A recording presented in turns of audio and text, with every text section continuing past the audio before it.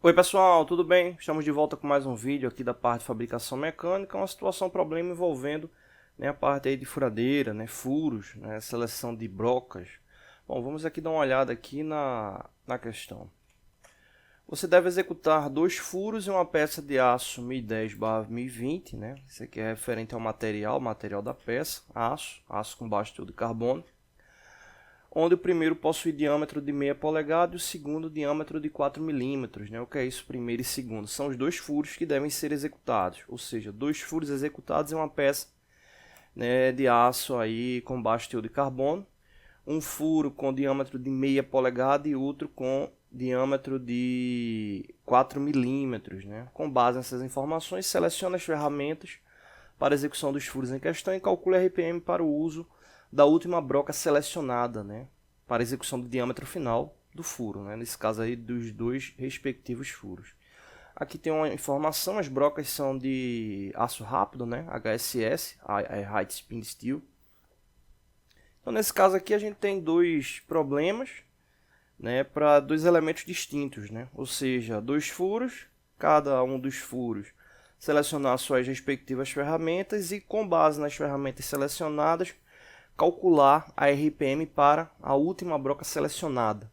Nesse caso de calcular a RPM para a última broca selecionada é porque, obviamente, no processo você tem que calcular a RPM para todas as brocas. Mas nesse caso aí, como é só para aplicação característica da fórmula, a gente vai utilizar só a última para exercitar o cálculo, mas na prática todas essas brocas selecionadas elas devem ter, obviamente, seu cálculo de velocidade de corte, o cálculo de RPM com base na velocidade de corte indicado. Bom, então vamos lá. Primeiro detalhe aqui, quando a gente fala de furos, furação, é muito comum, pelo menos quando você está iniciando nessa área metalmecânica, ter aquela noção de que um furo executado ele representa de forma plena a dimensão indicada ali pela broca. Então, supondo aqui que seja a peça que vai ser executada os dois furos, a gente vai ter um furo menor, um furo de 4 milímetros e um furo com meia polegada.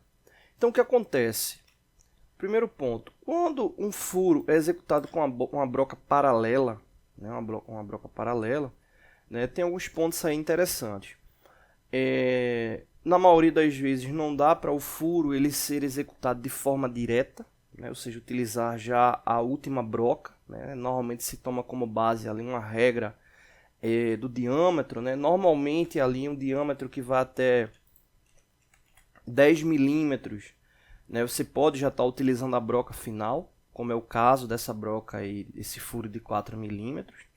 Então, um caso como esse aqui, você tem a marcação do furo, a centralização do furo, e depois a execução com a broca final. Essa centralização do furo, dependendo do que você tiver aí disponível, você pode estar marcando com a punção de bico, para guiar o furo, ou utilizar uma broca de centro.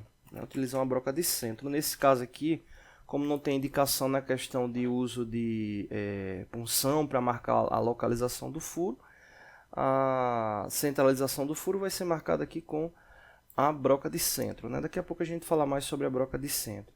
Então você teria basicamente a broca de centro e a execução já do furo final, já que a gente está falando aqui, para o caso específico aí da peça, um furo com diâmetro de 4 milímetros, ou seja, um diâmetro relativamente muito pequeno, e não tem a necessidade de se ter uma broca anterior, não se tem essa necessidade de ter essa broca anterior.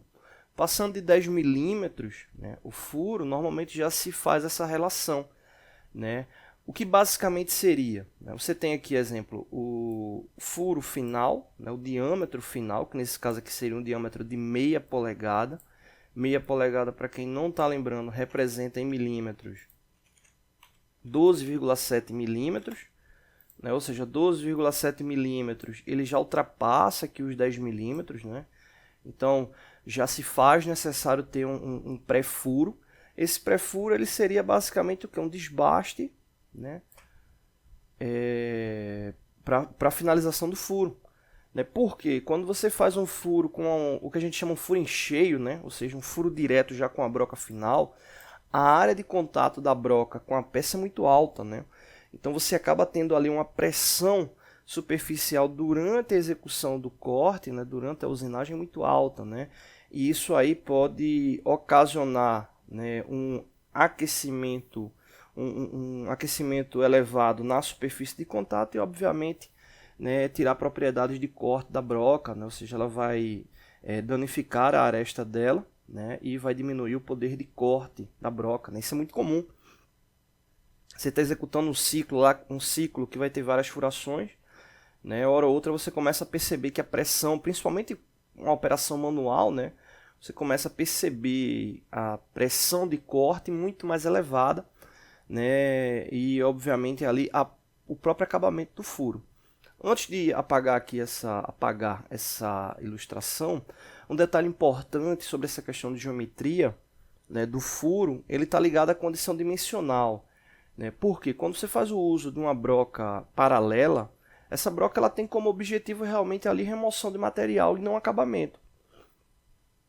Então, um caso como esse, né, aí, se você executa, exemplo, um furo com uma broca de meia polegada, né, que é igual a 12,7 milímetros, e vai fazer a medição do furo, você vai ver que tem uma oscilação, né? Vou fazer aqui um esboço, né? Você teria aqui, exemplo, o diâmetro ideal, né, e na execução do furo, o que é que acontece? Você teria essas imperfeições. Obviamente não vai ficar dessa forma como está aqui no esboço, né? Ele vai ficar, obviamente, com a aparência mais circular possível, mas na prática você vai ter essas interferências, né? Então o furo ele vai acabar tendo uma tendência a ficar com um diâmetro maior.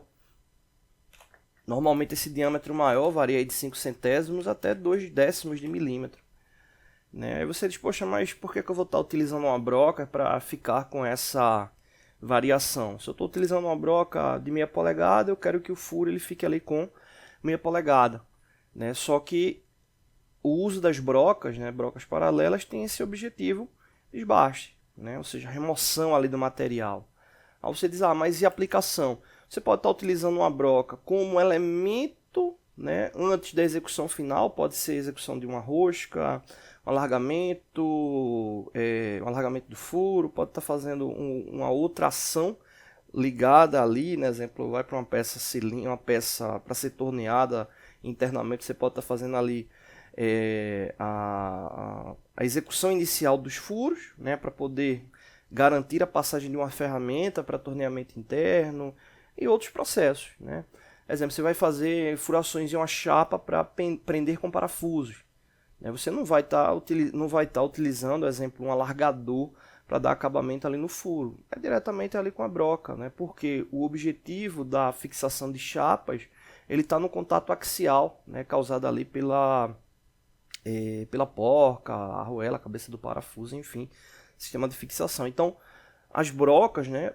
Eu me lembro até de uma matéria que eu vi, acho que em 2012, 2013, que falava que o principal processo de usinagem, né? O principal não, né? O mais utilizado são as furações, né? E até no dia a dia, né? Se for observar, é muito comum o uso aí de execução de furos, né?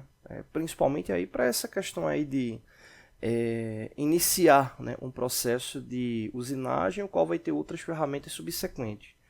Beleza? Bom, então vamos dar uma pausa por aqui para o vídeo não ficar tão extenso. Próximo vídeo a gente já volta com outras análises. Valeu!